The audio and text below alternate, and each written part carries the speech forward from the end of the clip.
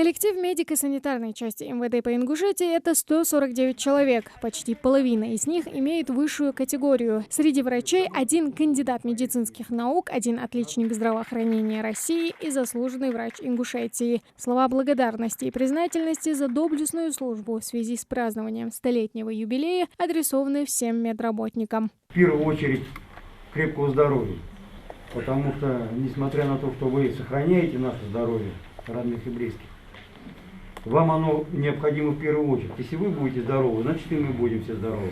Медико-санитарная часть МВД. Здесь проводит комплекс профилактических, лечебных, оздоровительных и реабилитационных мероприятий, направленных на охрану и укрепление здоровья сотрудников практически всех силовых подразделений и ведомств Ингушетии. С празднованием юбилея вспомнили и историю становления ингушской медсанчасти.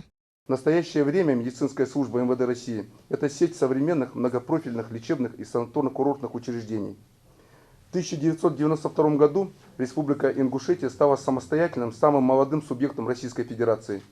Были созданы все министерства и ведомства, в том числе МВД по Республике Ингушетия. История учреждения отчитывается с 1993 года, когда приказом начальника управления внутренних дел Ингушетии организовали медицинский отдел, расположив весь штаб работников, всего 7 человек, в маленьком вагончике. Ситуация поменялась в 2013 году с открытием нового здания общей площадью около 7000 квадратных метров. Здесь начали функционировать Центр психофизиологической диагностики, ЦГСН и военно-врачебная комиссия. Из 4 корпусов здания основным считается госпиталь, где развернуто поликлиническое отделение на 100 помещений в смену. Здесь 30 коек круглосуточного пребывания, пищеблок, клинико-диагностическая лаборатория, флюоро- и рентген-кабинеты. Благодаря труду врачей в погонах и личный состав органов внутренних дел и иных силовых структур получают медицинскую помощь. Распоряжением главы региона Махмуда Али Калиматова за добросовестную службу и успехи в исполнении служебного долга им объявлена благодарность.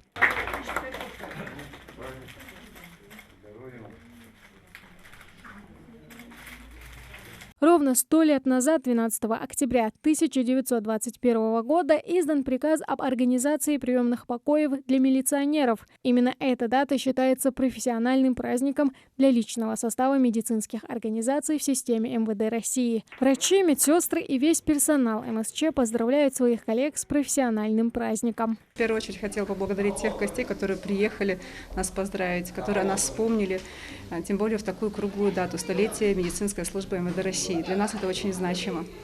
Ну и поздравить свой коллектив, потому что в самой сложной ситуации, тем более в условиях распространения коронавирусной инфекции, мы стойко выдержали эти напасти и дали, на мой взгляд, качественный отпор. Я работаю в этой поликлинике уже 25 лет. Я хочу поздравить свой коллектив с этим юбилеем. Мы через многое прошли, многое видели. Дальше этого попустняра возле. Понимая всю важность своей профессии, несмотря на непростую эпидобстановку, учреждением ведется работа по выработке новых профилактических мер. Разработан и реализуется план по санитарно-эпидемиологической безопасности в подразделениях. Тамара Хашагульгова, Адам Мережков, Магомед Дидигов, Новости 24.